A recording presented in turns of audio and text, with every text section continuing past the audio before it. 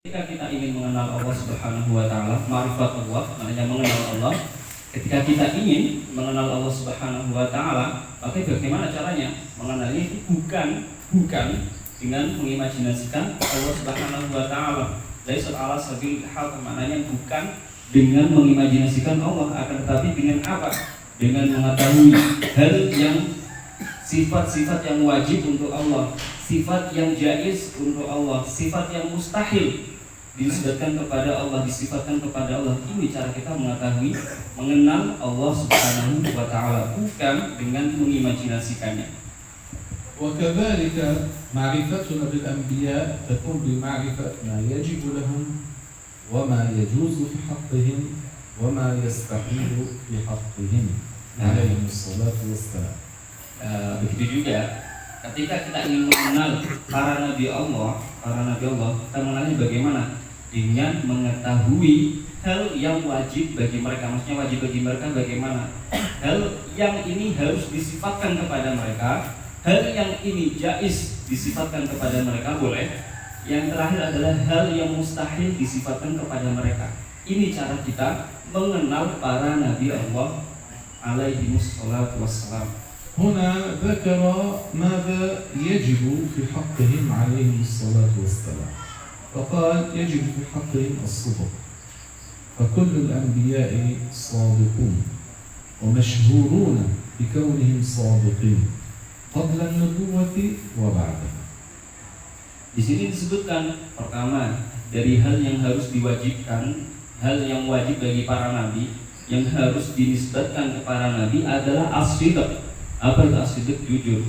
Para nabi Allah mereka itu memiliki sifat as-sidq, jujur. Mereka itu dikenal jujur sebelum menjadi nabi, juga setelah menjadi nabi. Jadi nabi ini ya sifatnya jujur, baik sebelum menjadi nabi ataupun setelah menjadi nabi.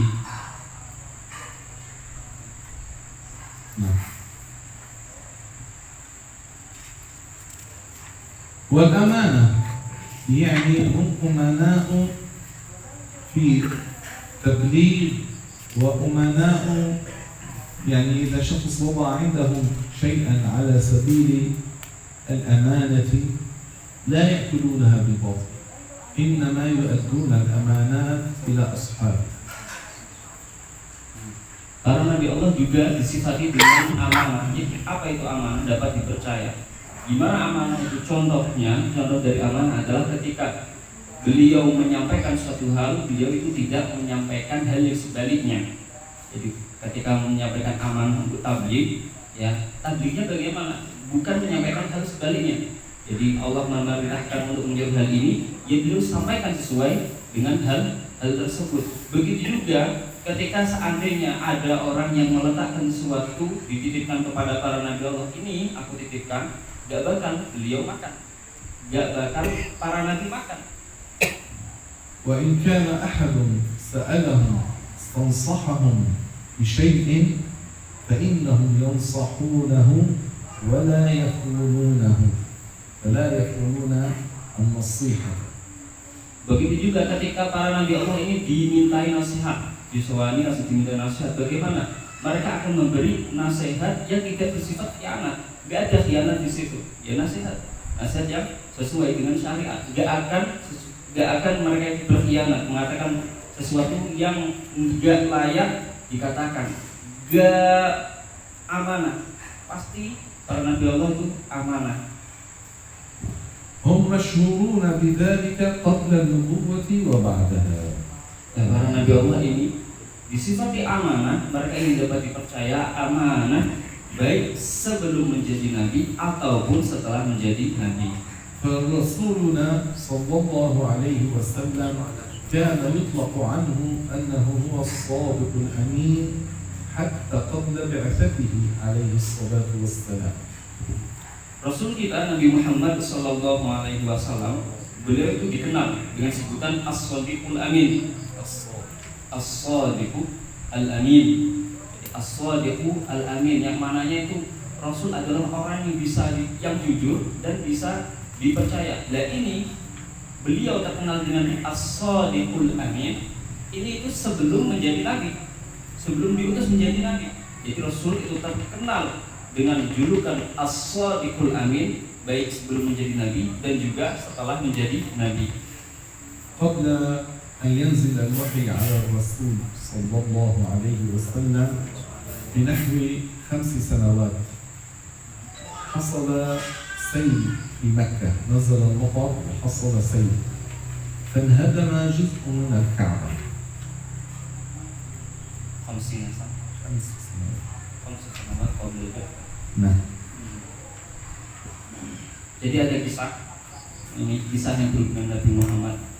Sebelum 5 tahun sebelum turun wahyu kepada Nabi Muhammad, turun wahyu kenabian kepada Nabi Muhammad.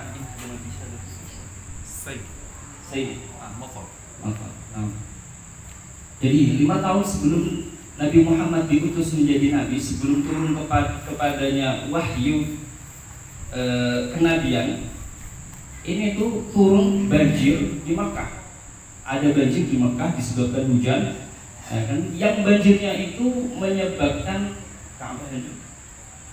Inhadamal bait yani al-Ka'bah juz'.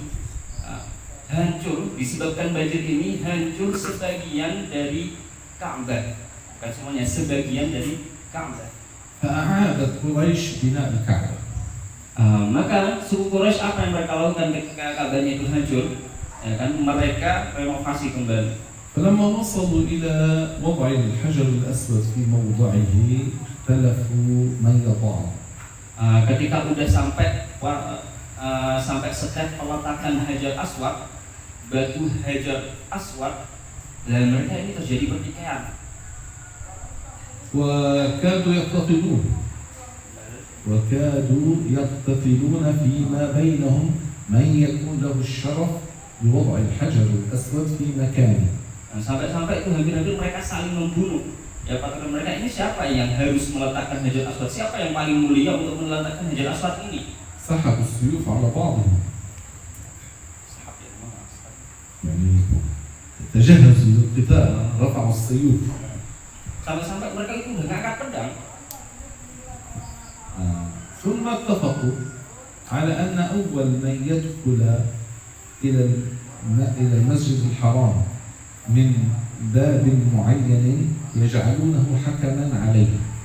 Kemudian ini para suku bersepakat bahwasanya saat nanti kalau ada orang yang pertama kali masuk ke Baitul Haram, dari pintu ini, jadi mereka tunjuk kalau ada orang masuk dari pintu ini ke Baitul Haram, nanti kita jadikan mereka hakim, jadikan dia hakim.